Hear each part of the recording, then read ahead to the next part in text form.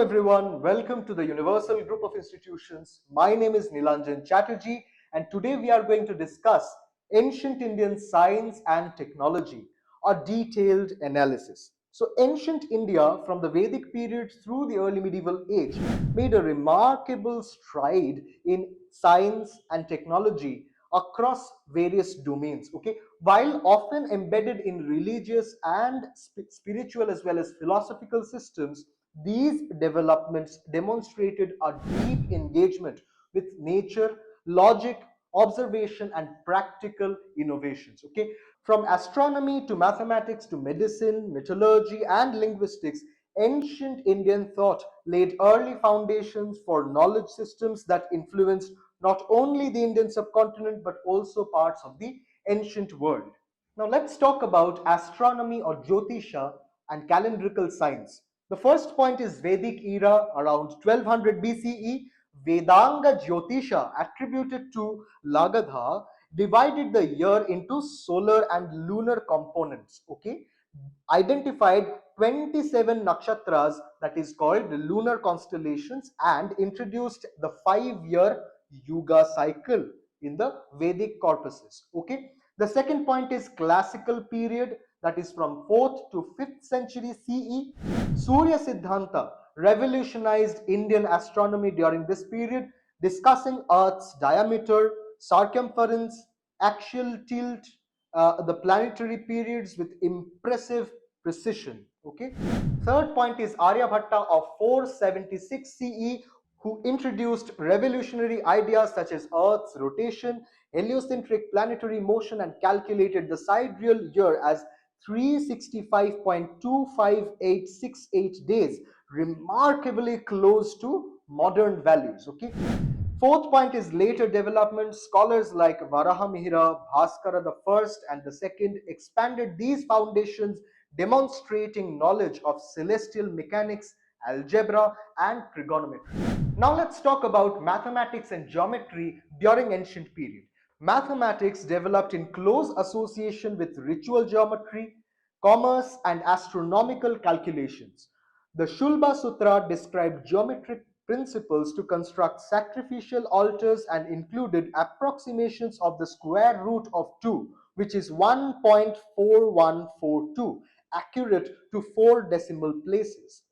The development of the decimal system with 0 as a numeral was a landmark achievement. Scholars like Brahmagupta defined operations involving 0 and negative numbers, while Bhaskara II's works discussed permutation, combination, and concepts akin to calculus. So let's have some points. Advanced algebra we can see in mathematics and geometry, decimal system and 0 that revolutionized the numeral system, geometric principles like Pythagorean theorem and altar construction, and finally the Shulba Sutras from 800 to 500 BCE. Now let's talk about Ayurveda, the science of life. Okay, first point is Charaka Samhita, focused on internal medicine, that is also called Kaya Chikitsa, categorized over 500 medicinal plants and advocated clinical observation, diagnosis, and prognosis. Charaka classified diseases by origin, okay, both internal as well as external, its nature, acute and chronic, and its therapeutic approach. Okay. On the other hand, we have Sushruta Samhita, which concentrated on surgery, that is also known as Shalya Tantra, describing over 300 surgical procedures, 120 instruments, and training via dissection. Detailed operations such as cataract extraction, rhinoplasty like nasal reconstruction, hernia repair, and wound suturing are all mentioned in Sushruta Samhita. Ayurveda emphasized balance between bodily humors like doshas, vata, pitta, and kapha.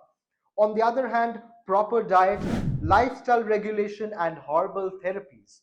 Treatment in Ayurveda was also individualized based on the patient's conditions like Prakriti, and season like Ritu, and also environment. The Ayurvedic practices and influences include medicinal preparations like compounds derived from herbs, minerals, animal products, preparations like triphala, ashwagandha, brahmi, guggulu remain in use even today. The second point is medical institutions, hospitals, particularly that we can see during Ashoka's reign, and training centers existed by the Mauryan and Gupta periods, emphasizing ethics of practice, confidentiality, and compassion. Now, Ayurveda had global influence and it spread to Tibet, Sri Lanka, China, and the Arab world, influencing global medical traditions as one of the oldest comprehensive health systems. Important diagnostic techniques included pulse diagnosis, which is also called as Nadi Pariksha, tongue examination, and urine and stool analysis. Ayurveda's approach was both preventive as well as curative, okay, emphasizing mental health and physical harmony for overall well-being. Let's talk about metallurgy and engineering in ancient India. The iron pillar of Delhi, attributed to Chandragupta II, weighs over 6 tons and stands over 7 meters tall. Its rust resistance comes from high phosphorus content and the process of forge welding, demonstrating exceptional metallurgical expertise.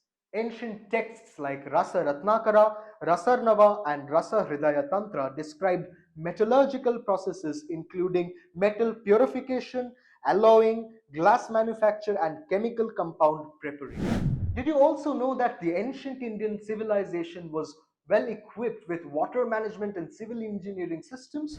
Yes, the Great Bath of Mohenjo-daro, constructed around 2600 BCE with its waterlight brick construction and sophisticated drainage, indicates advanced knowledge of civil engineering and hydrology. The Kalanai Dam of 2nd century CE, built on the Kaveri River during the Chola period, remains functional even today.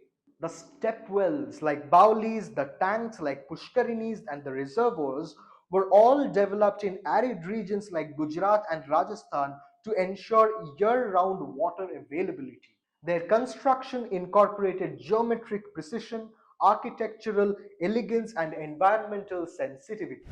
So that is it for today. In our next video, we'll come with some other interesting topics. Stay tuned and watch our channel. Thank you very much.